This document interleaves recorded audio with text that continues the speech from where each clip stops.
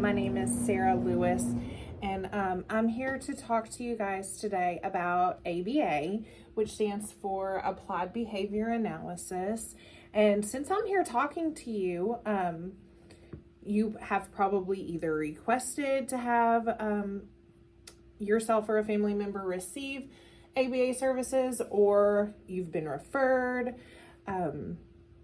But I kind of just wanted to give you a brief overview about what ABA is, just so that you have a little bit of background knowledge going into it. So the first thing I want to just talk about is what ABA stands for, and that stands for Applied Behavior Analysis.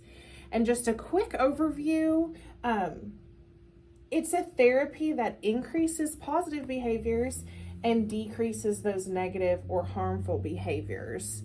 So we don't just come in and decide, oh, okay, we don't like the fact that this person is doing this. We really think about behaviors that are going to be impactful to that person over the course of their life, and making sure that we're choosing behaviors that are meaningful. We also realize that behavior is communication, and so we find the reasons as to why these behaviors are happening. We call those functions. So what are the needs that this person is trying to meet? And we make sure that we are fulfilling those needs in a healthier, more positive way. And that's really just, in a nutshell, what ABA is. But I kind of want to go a little bit further with you guys and talk about some of the main terms that you might hear people mention when they are learning about ABA or working with a therapist. And the first one is applied. So in ABA, as we know, that stands for Applied Behavior Analysis. And applied just means that that behavior that we're working on is meaningful to the person. We are choosing behaviors that are going to be impactful and purposeful. Like I said before, we're not just, willy-nilly picking behaviors to kind of manipulate. The second thing that I want to talk about is the word behavior.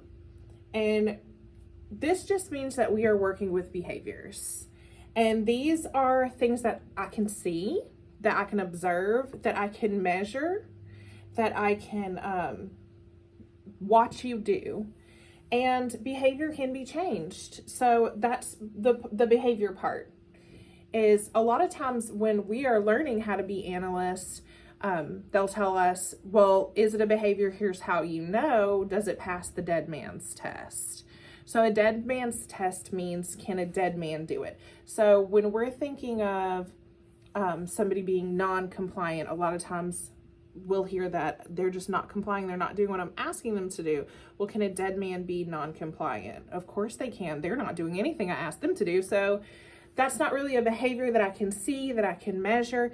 Now, if you were to say they're refusing, they're saying no, they're pushing something off their desk or just digging their feet in and crossing their arms, those are behaviors that I can measure, that I can track, that I can see. So that would be more of the behavioral part, just making sure that we are working with behaviors and not feelings or anything like that. So we're definitely working with behaviors.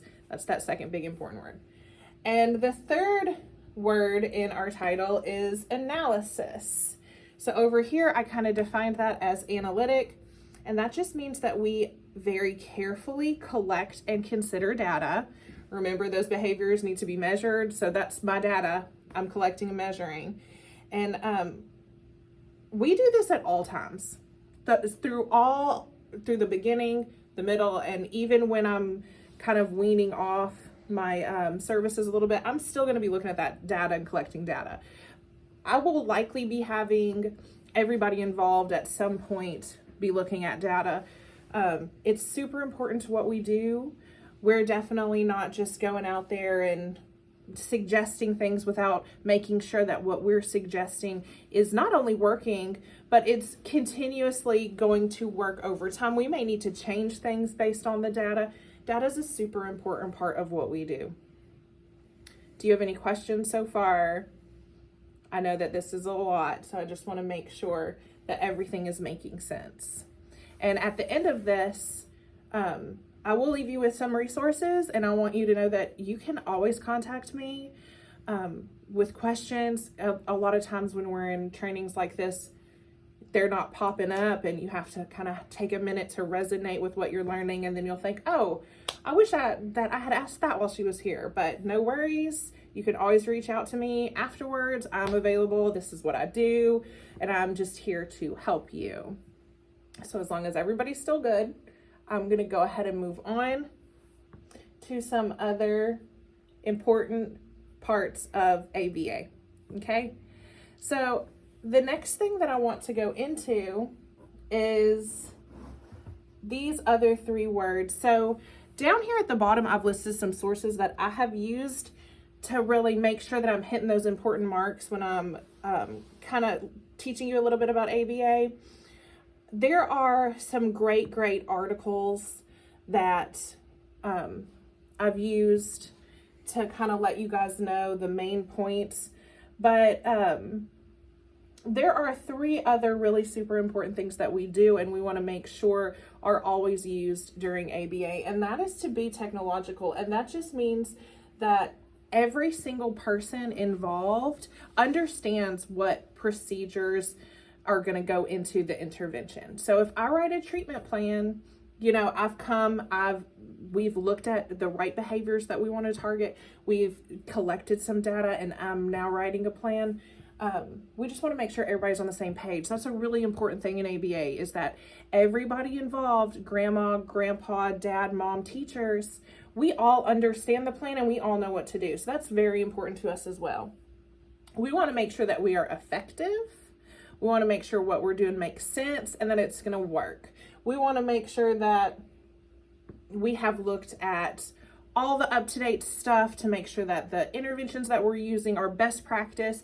We're definitely not just sticking to what we know. We want to make sure that what we're doing is the absolute best for our clients. And we want to make sure that there is generality in our treatment plans. And that means that this behavior is going to be able to be changed over all different settings, with all the different people, with grandma, grandpa, mom, dad. You know, we're making sure that this person's behaviors are changed consistently in different parts of their life. So that's kind of the overview of ABA.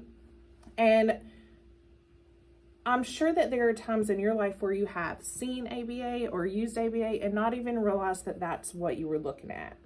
So especially as teachers, if we're working with students, we use things like token economies. We use things like token boards, where we're like, you know, if you complete this task, you know, you'll get a Skittle. We do that kind of stuff all the time, and that is part of ABA. You may have had students on check in, check out, and where their days are broken into hours, and they're earning points throughout the day, and then if they reach their goal, they get a reward at the end of the day. That's ABA. That's, you know, having those people motivated to work towards something and not just expecting them to do something because it's the right thing to do. Some people need a little bit more than that. And those are all ABA things that you may have seen in your real life. Break cards are asking for a break. That is a great example of ABA. And that's probably something that, I mean, even when my kids were toddlers, that was something that I was teaching them to do. And I had no clue, but that was also part of ABA. So ABA is, you know, it's naturalistic. We use it in our real lives. It's a natural thing that we use, but you don't always think about it. So once you start to learn a little bit more about ABA and you realize, oh, okay, I can do this. It's not so complicated. It becomes a really, really more approachable topic, and it doesn't seem so broad and overwhelming. So I hope that this has helped you a little bit to better understand what ABA is. There are great resources out there. One that I jotted down is autismspeaks.org. We use ABA with all different kinds of people, but it's used a lot with people on the spectrum. And autismspeaks.org does a great job at explaining applied behavioral analysis a little bit better. And if you just want to take some of your personal time and dig in a little deeper, that is a great resource for you. Again, like I said, if you have any questions after this and you want to reach out anytime, don't hesitate. And I hope that this helped you understand what we do a little bit better than you did before. And it was great talking to you. Thank you.